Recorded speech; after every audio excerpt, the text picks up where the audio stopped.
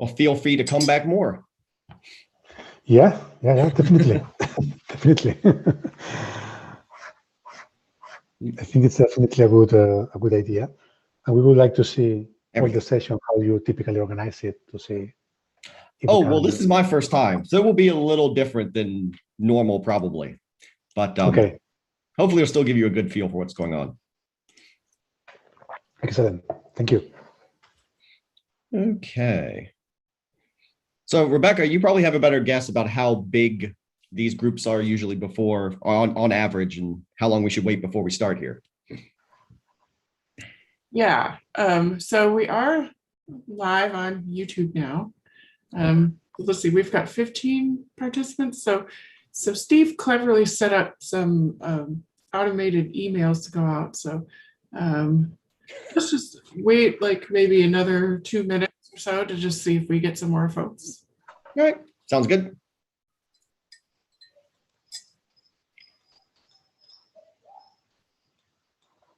Hello, everyone else.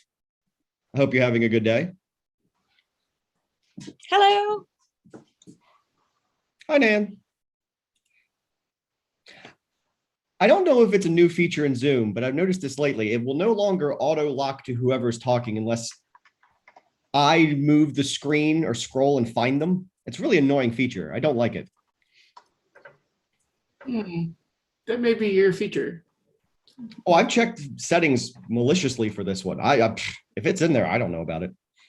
Consider this the thing I learned this month. This is one of the things I learned in the presentation here. Okay, because mine it'll do it. Sometimes it forgets who it is or whatever.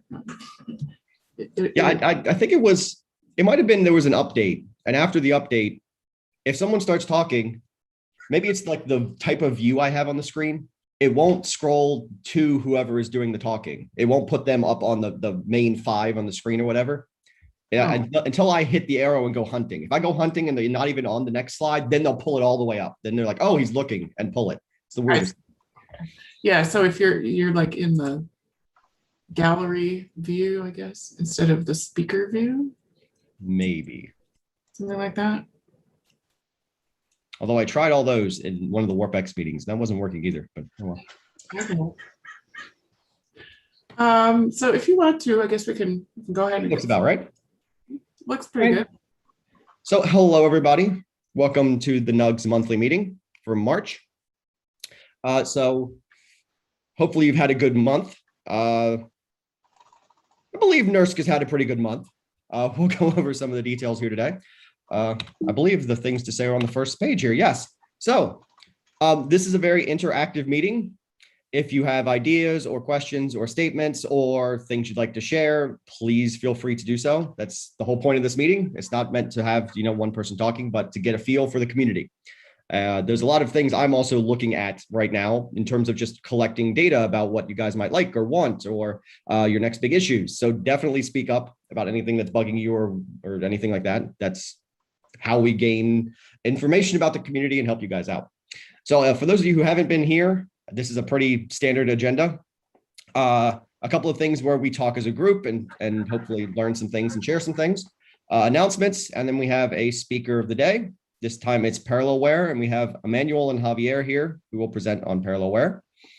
And then suggestions for upcoming topics, which you guys might be interested in hearing about in some lightning talks. And then some numbers, which sadly, they're not all up yet.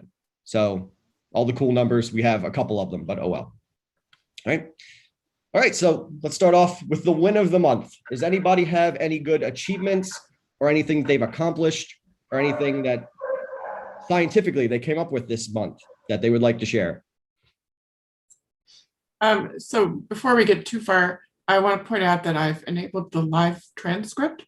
So you can click on that button at the bottom of your Zoom screen, live transcript, and you can select whether you want to see subtitles or whether you want to see like a live transcript on the side. So that should so be in this slide. Remind me to update the slide. Okay. Okay. So let's see. Trying to think what my win of the month is here. I've learned a lot. I don't know if I came away with a particularly exciting win. Does anybody have anything that they accomplished on Corey or NERSC or in general over the past month? I've accomplished getting logged in and getting my allocation. All Oh, right. that That's a good accomplishment. yeah, that's Yeah. Although I'm trying to get a GPU allocation and I'm having a little bit of trouble. We're working through the help desk. Like the ServiceNow screens don't show my project right. Oh, interesting. because it's a new project. Yeah, that's a known issue with the interfacing between ServiceNow and Iris, unfortunately. Mm-hmm. I'll announce a win. My win was that this actually was a huge surprise to me. I had to rerun some simulations that were, long out of date, and everything, all my scripts, all my post-processing, everything ran so seamlessly that I was done before I knew it. And that was a huge surprise. Oh, that's awesome. the simple, huge wins. I love those. Ooh. Love Whenever it. that happens to me, I really start to question, did I do something wrong? That was just too easy. Oh, Oh, don't even go there. That's my running gag whenever I make a new pull request. If it goes through and any CI test doesn't fail, I immediately have to double check it all over again. I know there's something in there I missed. Absolutely. Too smooth. Anything else? Has Yeah. anybody applied to anything? Like, is anybody going for a Gordon Bell or anything with SC or anything like that?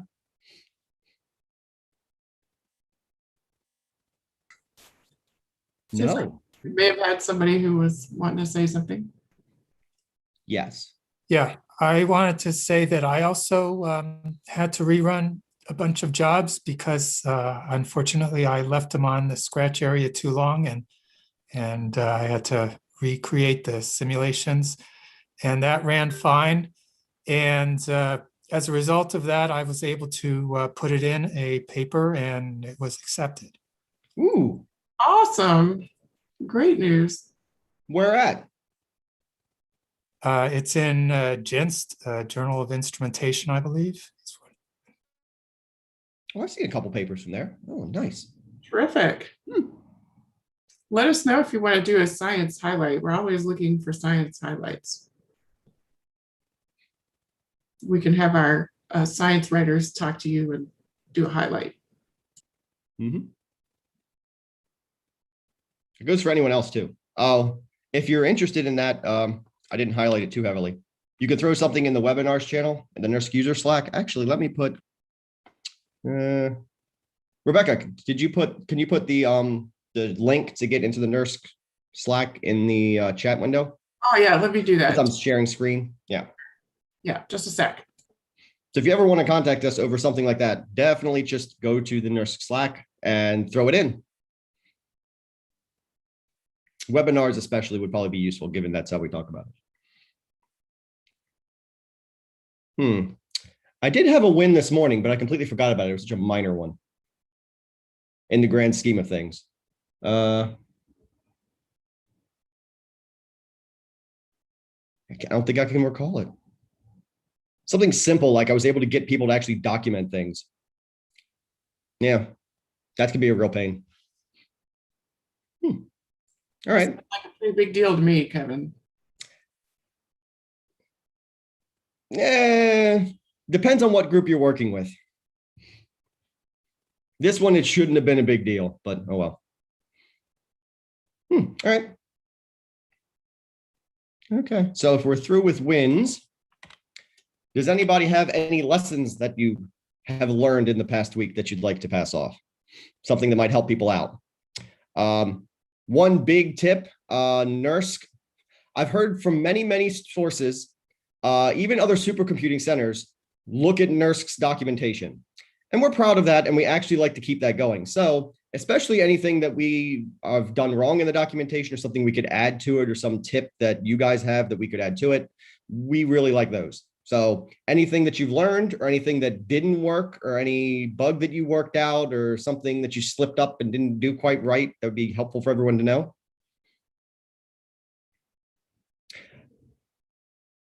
So yesterday, actually, something that I learned, we have the regular Emacs versus VI debates in some of the Slack channels. And apparently Emacs has an entire setup called EVIL, E-V-I-L. That's actually an acronym. And what it does is it sets up Emacs to behave like VI. And now there's a gigantic debate going on in one of the Slack channels about all the Emacs people trying it out and really proving that VI is wrong and all of that. But I thought that was really interesting, as I'm a VI user, and Emacs does have some interesting characteristics. So it might be a good way to try out Emacs, or at least be able to do something on a system that, you know, heavily uses Emacs. Look up evil. And it's really easy to remember too. Yeah. What about everybody else? Is everybody else an Emacs or a VI user? Out of curiosity. VI. I usually use VI because on a lot of systems, when they're first getting started up, they don't have anything but VI. Yeah, that's my go-to reason too. I use Emacs if I can, and if I have to, I'll use Ed from 1972. Ah, that is true. That will also work.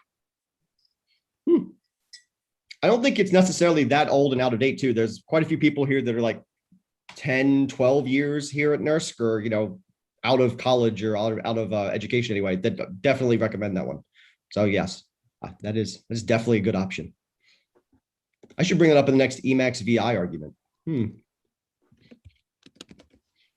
Anything else? Anybody learn anything? I have a question for you guys. Sure. With OpenACC, I find a lot of times, like even if I'm using minfo, it'll just go ahead and decide, you know what, I'm not going to put that on the GPU, but I'm not even going to tell you that I'm not going to put it on the GPU. And it just runs on the CPU. Have you guys dealt with that type of problem? And what do you do? Interesting. I haven't actually heard of that one before. We could probably put you in touch with some OpenACC people to dig into what's happening there, but I've never heard that occur before. Can you narrow it down to a specific reason or rhyme that it happens?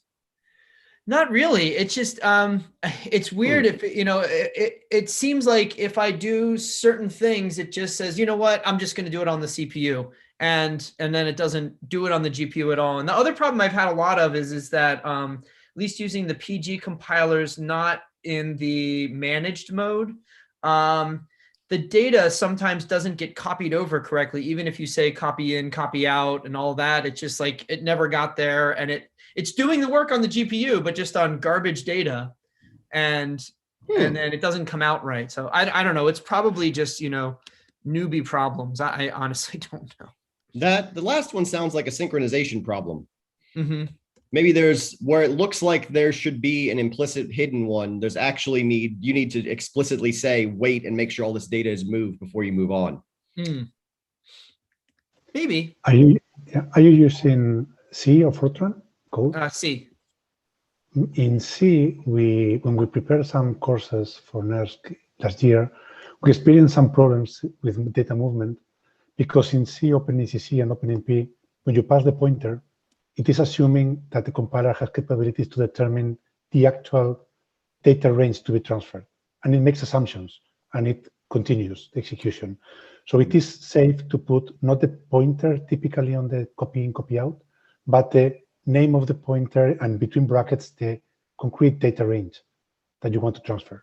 Right, that was right. One source of problem in using data movement in this kind of directive-based tools. Maybe that's something you can. Yeah, what I first tried to do is I said, you know what, my function takes it takes these arrays and it's going to output this array. So then I just simply said, okay, I'm going to do a data, I'm going to do a OpenACC data enter, and I pass it all of my copy ins and copy outs, and then I say pragma ACC kernels and just say, like, you figure out what the hell you want to do here. I really don't care. And then I say, at the end, I delete the temporary stuff. And that doesn't seem to work very well. It seems like it really wants me to, on every single loop, explicitly say what I want to do. Yes. And the weird thing is that if it gets into a weird situation, a lot of times it just simply says, I'm just going to throw my hands up and not do it. And also, by the way, I'm not going to tell you I didn't do it in minfo. It just says, okay, I did all the work you wanted me to do. Good luck. And then when I run NVProf, it's like, oh yeah, it didn't do any of the work on the GPU. It just did it all on the CPU. Yeah, that could So- be a good explanation, because kernels, you are relying on the compiler to really determine if the code can be really executed in parallel safely or not. While Right. if we use directive parallel, you are instructing the compiler and saying to the compiler, I know what I'm doing, I know it is parallel and it is safely to execute it. So the compiler will be very, very conservative if you are using kernels. Yeah. We probably default to CPU execution. That might Yeah. be an explanation, I guess. Yeah. Well, the thing is that the problem I always have is it doesn't tell me this. It just does it, right? And then I find out, hey, it looks like it's working now. And then I look at it and I'm like, no, it didn't do anything. It copied data over to the GPU, did nothing with it, did it all in the CPU, and then it copied data back, but didn't use it. Like, because of my data copy in and data copy out. So I'm still playing with it. This is good help though. I appreciate it. I would definitely Probably throw something type in the parallels. Slack channel. What's that? Manuel, you first. No, I was just saying that he should probably try the parallel directive. It's more complicated in the sense you need to learn more, you need to really know what you're doing, Yep. but you're telling exactly the compiler what it needs to do. Right. Kevin, please, go ahead. Well, I was just mentioning what you might want to do is follow up in the NERSC channel. Mhm. I can find someone who's an OpenACC expert. My expertise is primarily CUDA and HIP and DPC++. So I don't know the ins and outs of the nitty gritty of the OpenACC directives very well. Yeah. But if you throw something up in the Slack channels, either general or webinar or something. I don't know how to do that. I have Slack, but I don't know how to get into it. Is there some channel that I join? So when you jump in, you should be in a general and No. I'm asking a more high level question. Like, jump into where? Like, how do I get onto the Slack channels of NERSC? Okay, so there's a NERSC users Slack, and it's sponsored by the NUG. It's not Okay. a NERSC channel, but it is a good way to, talk with other users, and also some of us staff do sometimes participate. But it's not. We don't have any guaranteed SLAs for responding to your queries there or anything like I that. see. I did find a message from Jack Gillespie saying, you're welcome to join at this link. I'm guessing that's at NERSC users, shared invite, blah, blah, blah. Yeah, that if it's an old message, that may not be valid anymore. Yeah. But It says. I put it in today's chat here in the Zoom. There's Oh, okay. you can follow, and it's a password protected page so that we can make sure it's really NERSC users who are getting in. But you follow that, and then there's a link in there that you just click on and join our NERSC users Slack. I will give it a shot. Oh, yeah. So this goes into Iris. Yeah, it'll use your Iris password and stuff. Oh, Yeah. and then it gives me the link. I got it. Okay. So now I can come in here and, okay, cool. I appreciate that. That's good to know. So there is an OpenACC channel, but there's only 3 members. So you might want to put it in something like general, or if you put it in webinars, I can ask around in Arch Slack channels and see if I can find someone who can follow up with you. Or you can feel free to, put your question in a couple of different places and see who responds. Right. Okay. Thank you. I appreciate it. Yep. So we learned and taught today. That's not bad. Anybody else have anything that they learned? I learned something. Can people hear me? Yeah, you were kind of quiet, but Hello. yep, we got it now. That sounds good. So I have a code that uses modern Fortran and MPI. And maybe people have heard this already, but if you use the very latest G Fortran compiler, it has such tight type checking that if you have multiple MPI sender receives with different data types, it throws an error. So for instance, in our code, at one point we send real data, and another point we send integer data. And both times we use the MPI send library routine, and it throws an error. It's really annoying, but there's a flag that fixes it. So if anybody runs into that problem when they upgrade their compiler, there's a simple fix. I don't know how it works in Fortran, but in C, it's just a void pointer, right? So there's no type checking. Yeah, well, that's the thing. There's no, it's not like you can, I don't know how to fix it other than to just, there's a flag on the new compiler that says ignore this type checking. Mm-hmm. Huh. That must be And- some incredibly weird type checking, or highly specific, one or the other. Very pedantic, huh? Yeah. Do you know what the flag is off the top of your head? Yes, hold on, and I'll tell you. I'll put it in chat in just a second. All right. Interesting. I am all course, for modern Fortran. So I found the answer on Reddit, of course. So, oh, okay. Whew.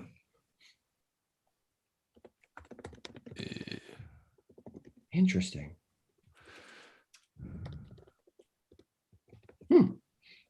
While Michael's looking up the flag for me, does anybody else have anything else they learned?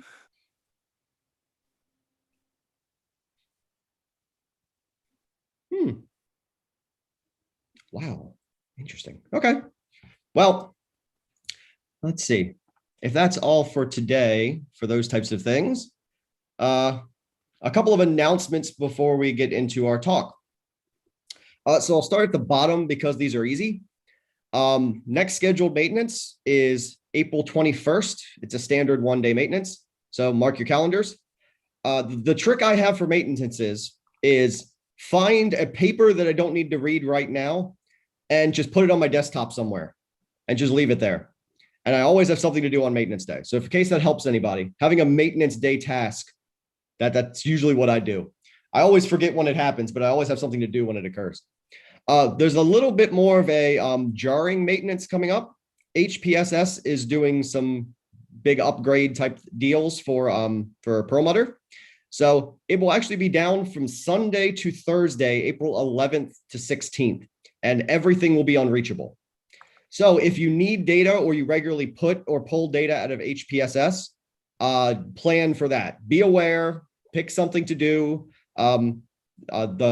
Friday or Saturday before? Wait, no, you should go farther back than that because HPSS. The week before, you might want to make sure you pull all the data out that you would possibly need, and anything on Scratch that may go away soon, you might want to package up and push over extra early because you will have no place to put it during that week. So be extra careful about this April 11th to 16th when it comes to HPSS. Yeah, now is really the time to start preparing for that outage. And also, if you need like a temporary quota increase on Scratch or on the community file system, we're happy to offer those for the duration of this maintenance. Okay. Yes. So if you do How do you need those, request that? Sorry, Yeah, Eric. so How do just, you request? yeah, just put in a ticket. Just send us a ticket. There's actually a form, I believe, for increased quota requests. There is a form, yes. So you could use the form. You could also just kind of send in a ticket and say, hey, look, this is what I need to have. How can I best do this? And we're happy to help you out, figure out how to best put your data in the right place. Either way will work. What they might do is they might direct you to the form, or they might go to the form to look up all the stuff they need to do to fulfill the request. But either way, just send in a ticket and we should be able to help you out with that. Okay, so there's 3 training events coming up. There's an ECP for Community Day or days. So anybody involved with ECP or has a subset of the community of that, feel free to join that. I'm actually looking forward to that one. That should have some interesting stuff. There's a training on HPC Toolkit, especially with Perlmutter. HPC Toolkit has made a lot of interesting and unique things that should be very helpful to a general scientific community in terms of profiling and all that kind of stuff. So if you're interested in trying out different profilers or seeing what information is out there, profilers and debuggers and that kind of stuff, sign up for that. It's March 29th and April 2nd. So 2 weeks. Yeah, I think it's 2 weeks. My +7 math is not on par or not up, not completely up to snuff, but I think it's 2 weeks. Starts 11 days from now, which I happen to know because March 29th is my daughter's birthday, and today was her Oh. due. So she was 11 days late. Oh, well, how convenient. Oh, wish her a happy birthday for me. And for anyone interested in spin on containers and things like that, we have a new, another spin workshop. I found the spin workshops are even helpful that if it's something you might be interested in, throw it on in the background and listen to it and just kind of put into your head the kind of things you might want to do a spin. And then whenever that time comes up in the future, spin is actually something you think about. So spin's there. Feel free to sign up for that workshop. It should be very useful. And a couple other quick ones. Number one, the easier one, the reduction dates this year have been decided. They are May 4th and September 7th. So if you have about 2 weeks now, no, 2 months now, before a reduction date comes in and your allocations might go down. So you have a little bit of time, but be aware of when they are. You don't want to lose a bunch of hours that you are actually going to use because of, you waiting for coding and things like that. Wait, I don't understand. I'm sorry. What do you mean by reduction days? Okay. So this is mostly for PIs and for repos, but in order to not, so what users tend to do, or groups tend to do is when the hours get close to running out, they use them all. So early on in the year, people don't use a lot of the hours out of the repo and they stock up and stock up and stock up. And the problem is if you get to the end and 70% of the repos are trying to use all of their hours, there's no time, the system gets crammed and you can't do any work. So a couple of times throughout the year, the project, the repo, if it has, I think it's 10 or 15 or 25, it changes from year to year and it gets adjusted. But if you have way more hours than you should have, if you evenly use your hours throughout the year, they will cut some of it off to prevent that from happening. So by May 4th, some percentage of your hours have to be used, or they will trim out that percentage to make sure that you don't cram the system later in the year and overstock it and make everyone use it too much. So, Rishi, there's information about this in the NERSC weekly email. Okay. And then there's a web page. There's a link in the email that you can follow to find out more. But yeah, Kevin's right. Basically, if you haven't used your allocation, then we're assuming that means you're probably not going to use it. We're going to take that time from you. So is it possible to specify your allocation schedule so that, how do I put this? So that it's more in line with what you're going to use? Because honestly, the way I look at it is initially, I'm not going to use my allocation heavily because I'm doing debug and just getting set up and whatnot. And like I have a 9-month project, right? So months 0 through 3, I'm going to use it very little. And then months 4 through 6, I'm going to use it a little. And then I'm going to use it heavily months 7 through 9. So can I like create different steps then instead of just like, here's all your allocation and we're going to take it away as you don't use it? So ideally, you could have told us about your plan in the ERCAP submission. And then also you can apply for an exemption. Yes. So just send in a ticket that says, hey, I'd like to be exempted from the May 4th. And here's why, because I have this plan of how I'm going to use the time. Okay. The exemptions happen all the time.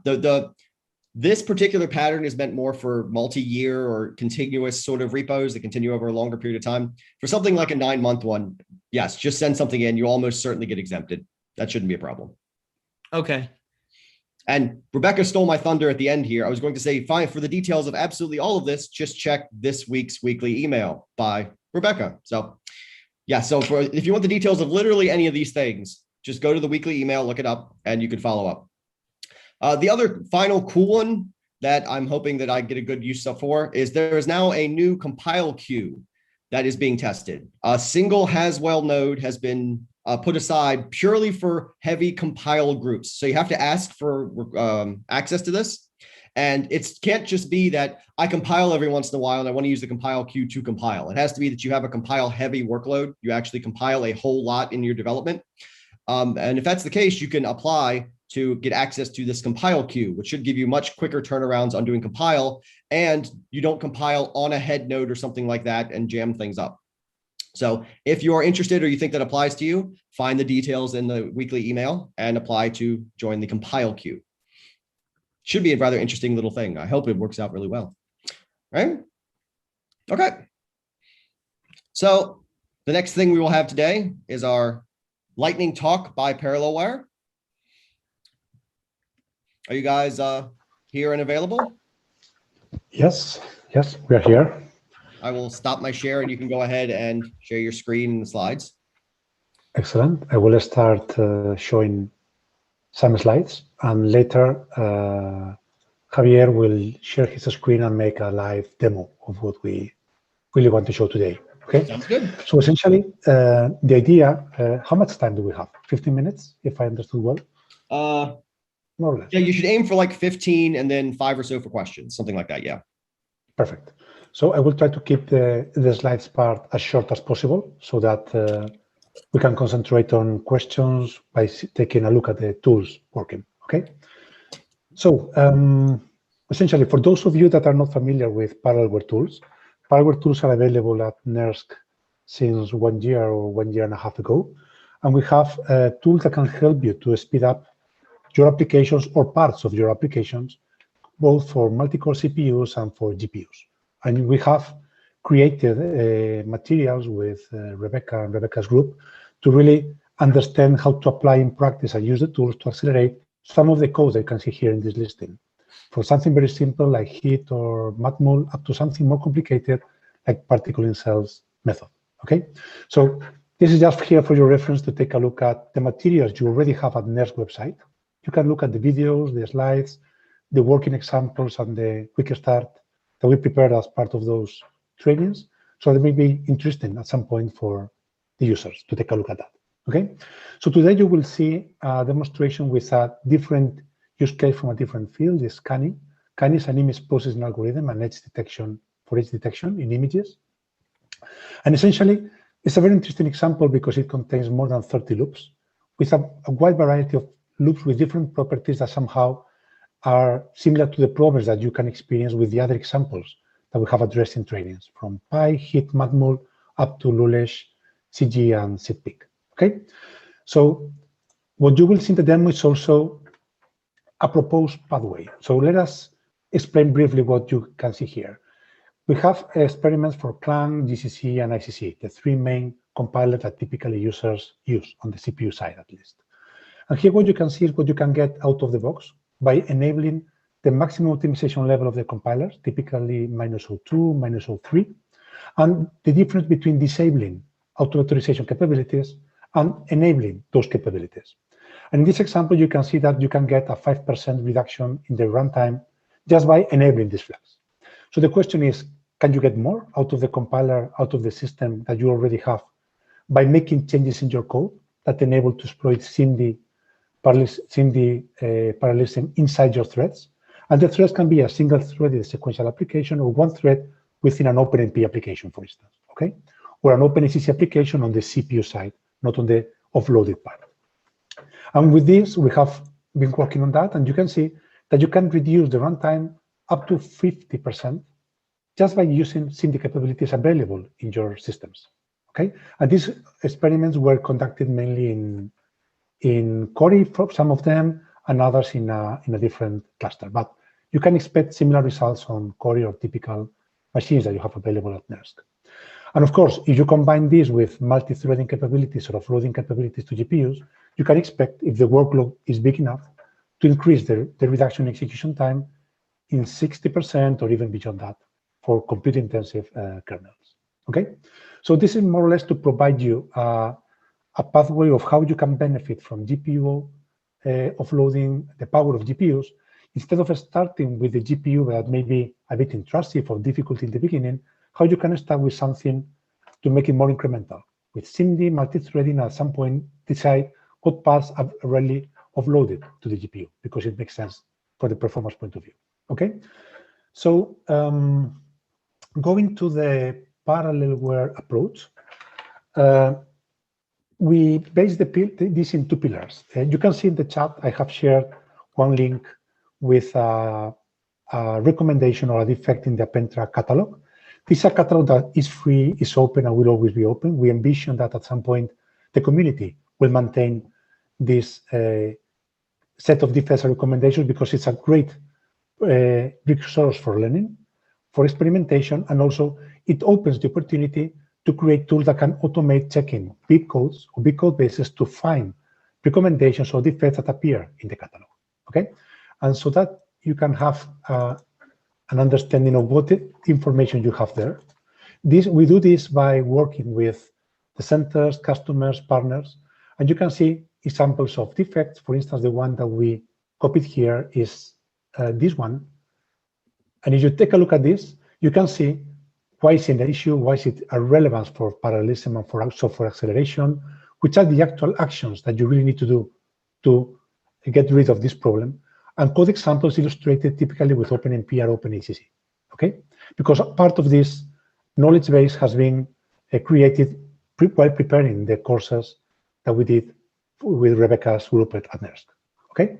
So you have all of this available, and we will be very happy to see limitations, problems, any other experiences, defense recommendations that you would like to see in the tools that we can collect as feedback from the users community and in the end implement and automate it so that we can help you to make your work easier in the end. So what you will see in a few minutes in the demo is you will see two tools. The trainer tool that is a graphical user interface and the analyzer tool, which is a command line interface. All the capabilities are there. The UI is intended to work on hotspot loops that you have already identified and quickly explore how to make the offloading to the GPU using OpenMP or OpenACC to provide you with an example.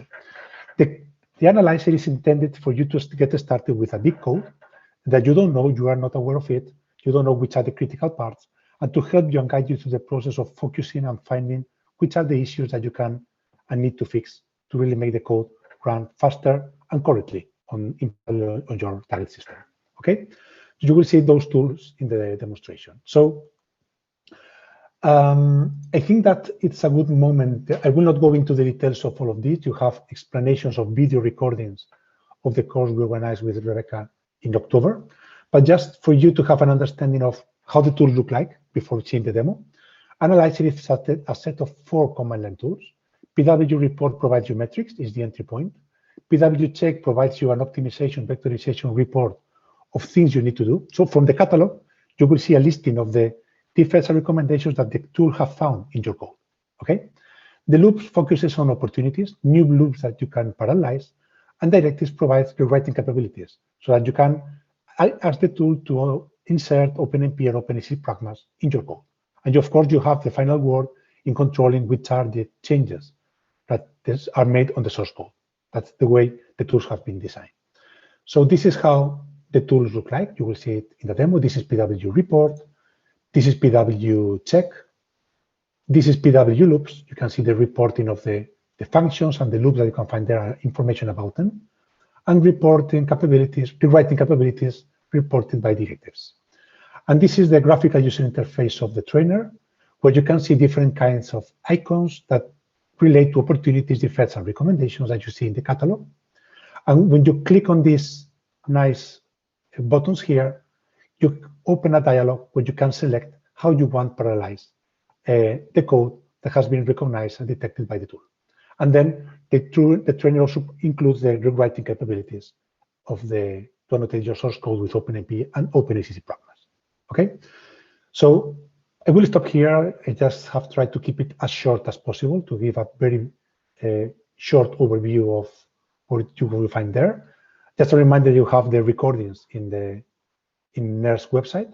I will stop sharing now so that Javier can share his screen. How can I? Oh, you can already share. Okay, great. Okay, so let's get into the demos. I guess we are pretty tight on time, so please let me know at any time if feel free to stop me. So I connected to Corey via NX, so you could see that we have both the trainer and analyzer available there. We are working on updating with the last versions. We are on 1.6 and analyzer 0.17. This should be happening the following day. So you can go to Corey and just load these modules and start using the tools, okay?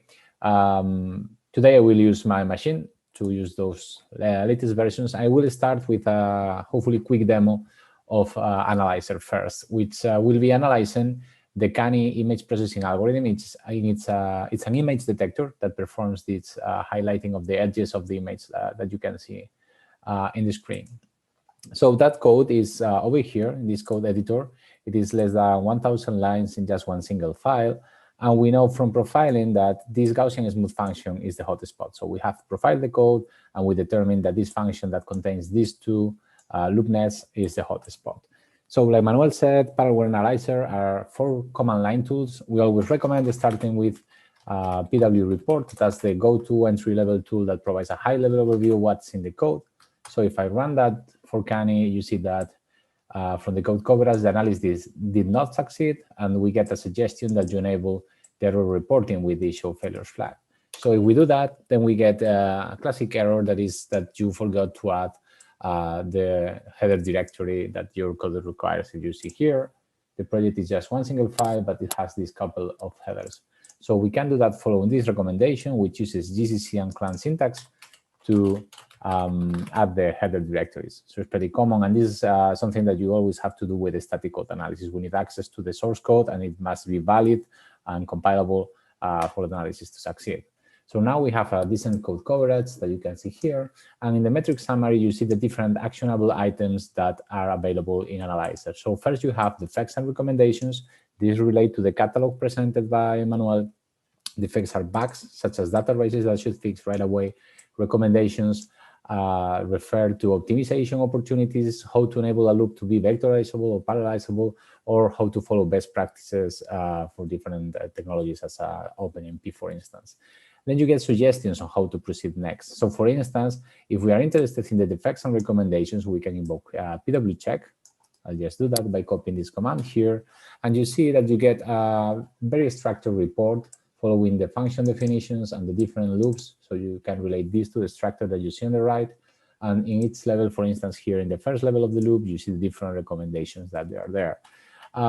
You can control the levels of verbosity here. So this is the entry one. You can add more detail with level 3, which is the more verbose. And you see that you get an extended output where you get the whole loop code lines, more verbose message with the offending line, and an explicit suggestion on what to do. In this case, move the variable x to the beginning of the loop, for instance. And there is a lot of information that you can extract from PW check, which is the most classic static code analysis uses that verifies a set of rules, in this case, the defects and recommendations. All the analysis provide output in CSV and JSON formats, so it's easy to integrate them with other tools. Going back to the initial PW report output, then we can go following these opportunities for parallelism that they are here. So for that, we recommend, or the tool recommends, using PW loops. So we do that, and you see a listing of all the loops that there are in the file. Since we are interested in the hotspot function, which is Gaussian smooth, I will simply add a filter here for it. And here you can see different opportunities there. So the information here in this table is the loop, whenever it could be successfully analyzed, a classification, which is key in the parallel word technology, the static code analysis technology that we have, which is classify all the variables used in the loop into different compute patterns. And based on this information, we can then classify the loop if it qualifies as an opportunity of a given type. For instance, here, the outer loop is a multi-threading opportunity, this loop over here, and the innermost is the SIMD opportunity over here. Then the auto-parallelizable column tells you that the PW directives tool, the fourth tool that composes Analyzer, can generate directives for this. We will see that in just a moment. And then you have a column that would get an X if the loop was already parallel. So what I will do is I will perform what we call a hybrid parallelization for these two loops, where we will parallelize the outermost loop using multi-threading and the innermost loop using SIMD. So for that, we use, like it is printed here in the last suggestion, the PW directives tool.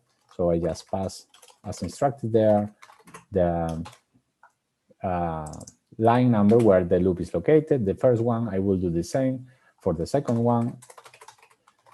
862, that's the second one. I'm pointing here the outermost ones, and I tell it, okay, please generate OpenMP directives for multi-threading, plus, and this is where the hybrid comes in, SIMD. So if there is any SIMD opportunity in that loop nesting, also vectorize the loop, not only do the SIMD, the multi-threading parallelization. So I tell it to edit the original file and also add the required header directory. So from doing that, you get a bunch of information here, but on the right, you can see what happened here. So you get the outermost loop parallelized, you get the directive for multi-threading, and also the innermost loops here and down here, parallelized or vectorized in this case using OpenCIMD and the required reduction clause for these two reductions that happen over here. Okay, so this was a very fast crash course in how to do a hybrid parallelization and how to check for defects and recommendations using Analyzer. PW loops has many other sub-analyses, and PW directives have many other options for parallelization using SIMD for compiler-specific directives or different paradigms or even OpenACC. Now I will switch real quick to Trainer to see what this does look like in Trainer, which is kind of a different beast, and how to do an example of loading from there. So yeah, let me launch Trainer here. And what you have here is an integrated development environment. You can open any folder or install the bundle examples that you have here. It will ask for a directory and then open any folder. You don't need to do any prior setup. So in this case, I have opened the hit folder, which comes with those examples.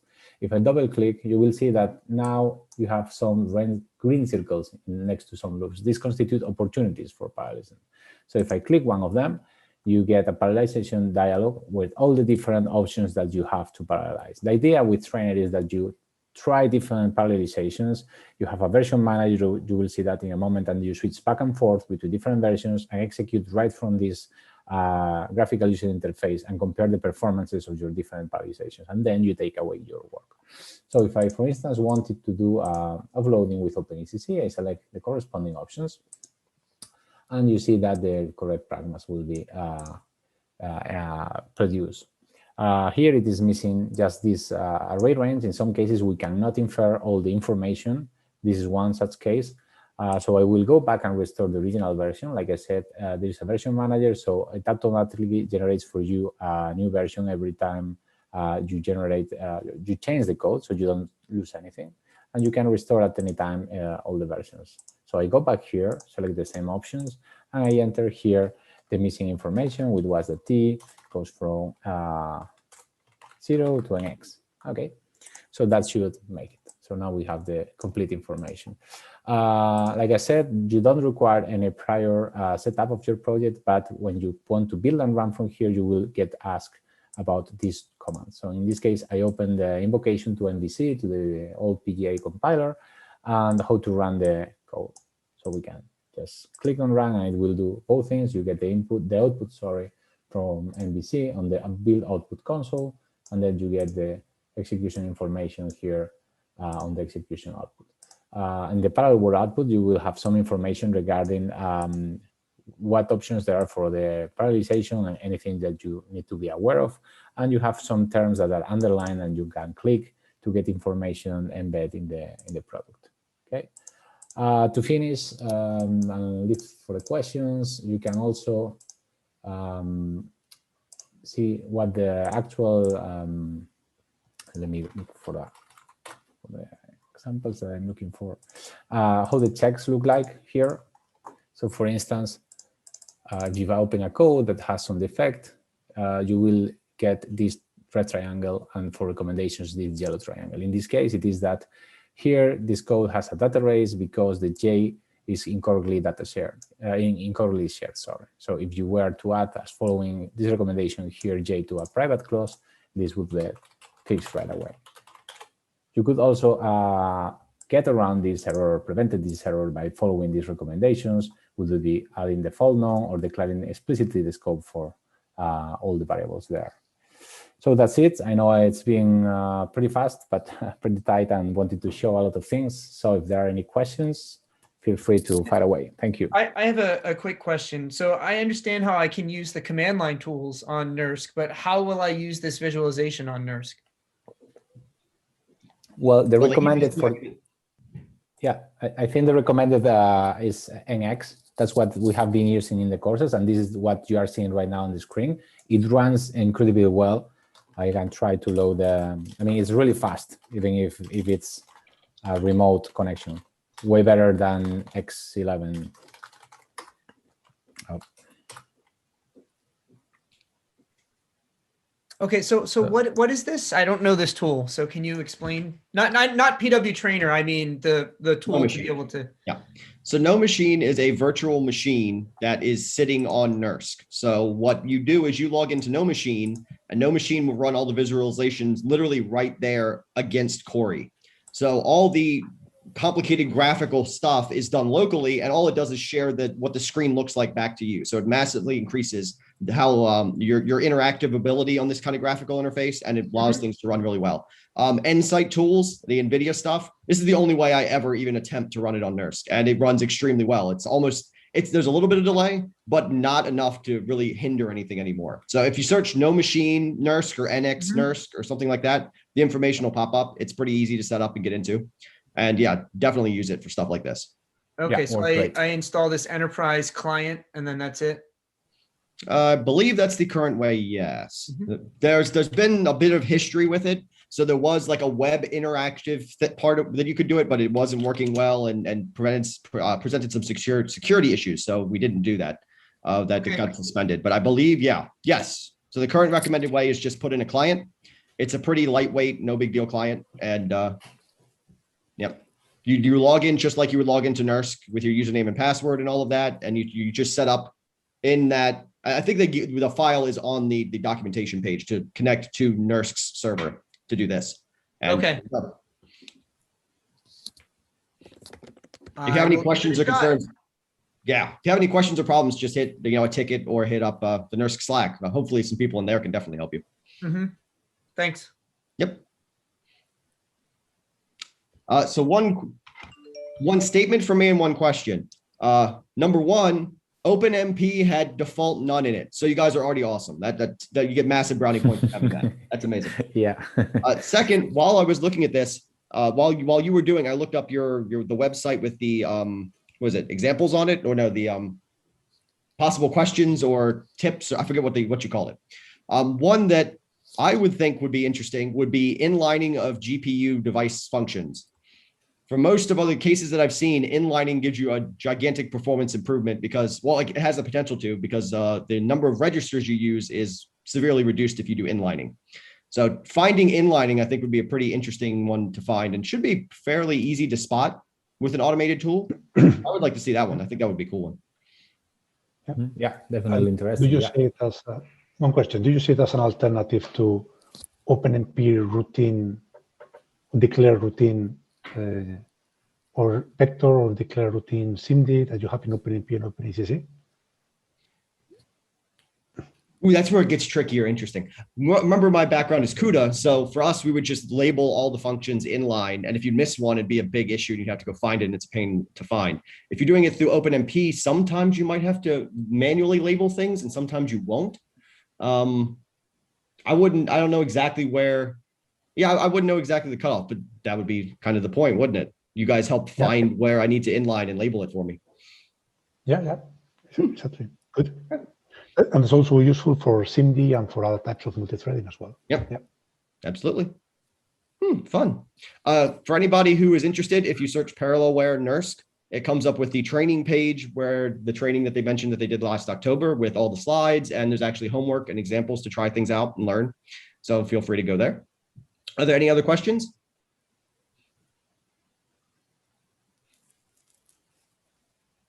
Okay. Well, thank you guys very much. Thank you. Pleasure. Thank you. Thank you for the opportunity. Absolutely.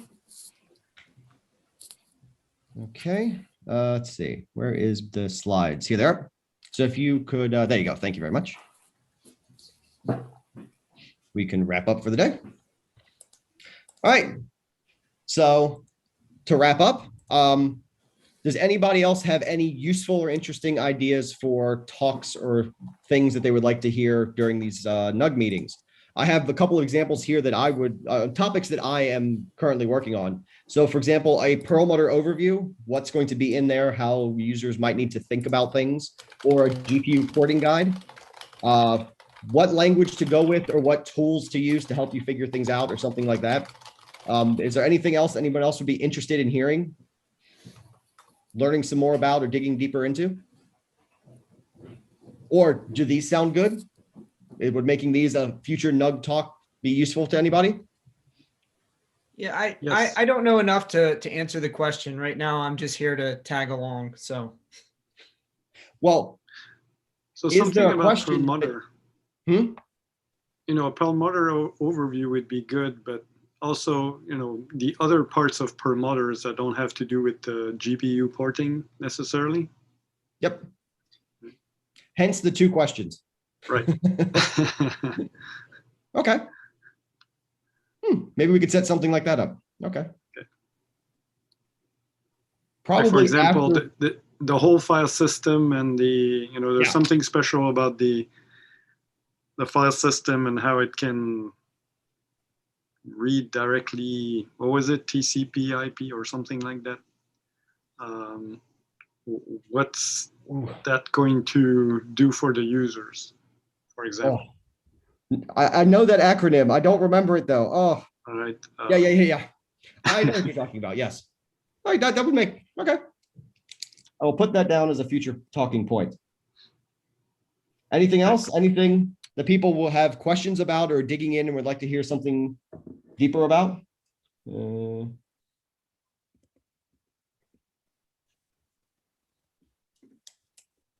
right. Okay, well then. I find it a bit odd that we wrap up with the numbers, but hey, I actually like numbers and plots, so I'm not complaining. So this is last month's numbers from NERSC. Looks like overall we had very good utilization. So thank you all for using the system and actually, taking this resource and making science out of it on a regular basis. You'd be surprised how complicated and difficult that is from time to time.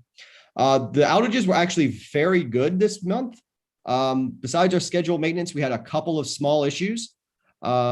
2 Slurm issues and a C-Scratch issue, which seemed to be our ongoing issue. But I think we had a C-Scratch issue yesterday. So next month's will be even more interesting. But overall, it worked out pretty good. Hopefully you guys took advantage of this and got a lot of good work done. And 94%, looks like we got 2 sets of numbers. I think this is the accurate one. So we had a 94% utilization. The previous one was availability, Kevin. Oh, of course. Ugh. Well, I would like to, what was that? There's the chart that I always like to see of wait time. Maybe we should put wait time in here. I find that interesting. So our utilization was 94%, also very good. And looks like our tickets are doing about normal. Closed about 600. And our backlog is about the same as it is from month to month. So that's very good.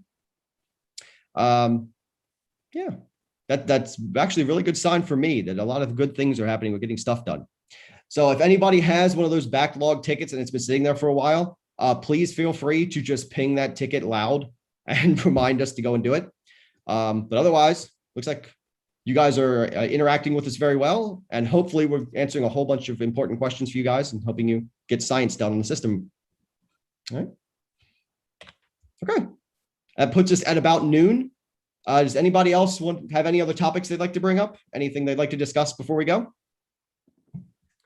I have just a general question. If you guys have any idea on what to do. So a lot of times in my codes, I'll do this thing where I copy from one data buffer to another one, where basically I'm doing some kind of transpose or something so that on the next step, I can parallelize and get sequential usage. And so what I do a lot of times is I'll copy from like my DAT to my temp, but then outside of that, I'll just swap the pointers so that the rest of the code works properly, right? Mm-hmm. But when I go to OpenACC, what I kind of want to do is say on the GPU, like, here's my data, and the temp is just temp. I don't really care. But I want to kind of swap the pointers on the server, not locally, because I just basically want to say like, hey, keep using these and do what you have to do. Don't copy it back locally and then copy it back. But what I have to do right now is I put my pragma parallel loop, copy in my data set, copy out my temp, and then I'm swapping the pointers so that I can simply say, copy in my data set, copy out my temp for the next thing. So I'm wondering, is there a way to not copy the data off the GPU, but just somehow tell OpenACC, hey, what used to be data is temp and what used to be temp is data? And it's not so simple that I can just change other pieces of the code because, you know, the other pieces of the code expect the right data set, right? And it depending on how many iterations I've done, it could be either way. Yeah. I'd imagine there should be a way to do it. Does anybody have any ideas? Think hard about what you can do to avoid having to do that. You know, change your data layout, make sure that, you know, see if you can have your data layout stay the same for long extended periods of time.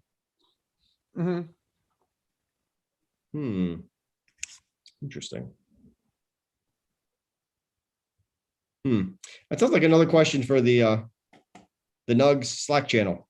Yeah, I mean, a really stupid answer is instead of swapping pointers, do a mem copy like in the GPU, like copy data to temp or temp to data. You know, then it'll all stay on the GPU. I don't have to copy it back to the CPU because I swapped some stupid pointers, right? I mean, the problem is the interaction between OpenACC and C, right? So like if I was doing this in CUDA, it wouldn't be a problem at all. I'd be like, oh yeah, here's my pointer that I want to use. I want to use this one this time. Now use that one. Now use this one. Now use that one. Because CUDA memalloc gives me a handle, so I can swap the handles and there's no problem. Right. I imagine I don't know what the mechanism in OpenACC is. It's almost like I want to say something to the effect of, you know, swap the handles of your internal stuff, even though I have no idea what they are. It sounds like that seems simple enough that there should be some capability and way around it. Yeah, I mean, it's easy to do in CUDA. It's real simple, right? You just simply swap the handles and you're done. Yeah, I would throw that in the Slack channel as well. There's a couple of people I could definitely ask about that and follow up and see if we can give you a good answer to it. Okay. I mean, I can make a simple reproducer. It doesn't have to be as complicated as what I'm doing, but just think about doing like an FFT out of place, right? You're going to do one round and then the next round, then the next round, the next round. So like, you just want to swap the pointers instead of trying to copy it back to do it again. Right. I can picture it. I just don't know enough about the OpenACC pragmas off the top of my head to know what's the limitation and what's the correct answer there. But throw in there, we can definitely follow up and try and track down the appropriate solution. Okay. I mean, I'm wondering if it's as simple as just making the data section larger or something like that, so that it's you know, it's got the parallel loop inside, but you're not doing the copy in there. You're doing it higher up or something like that. That's a possibility. Certainly not the most ideal solution, but it might work. Yeah. All right. That's my question. No, that's a good one. We'll definitely have to follow up on that one. Interesting. Okay. Anyone else? I know we're a little over. Okay. Well, thank you guys very much for participating in this users meeting. Come back next month and feel free to come with all kinds of interesting things that if this is your first meeting, you now know the kind of things we talk about. So be sure to have some questions, have some things up front that you could discuss and bring to light for the group.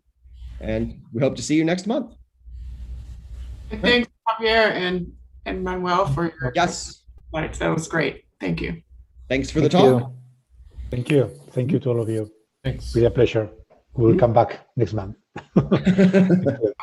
Thank you, Kevin. Thank you, Rebecca. Bye-bye. All right. Bye-bye. Bye-bye.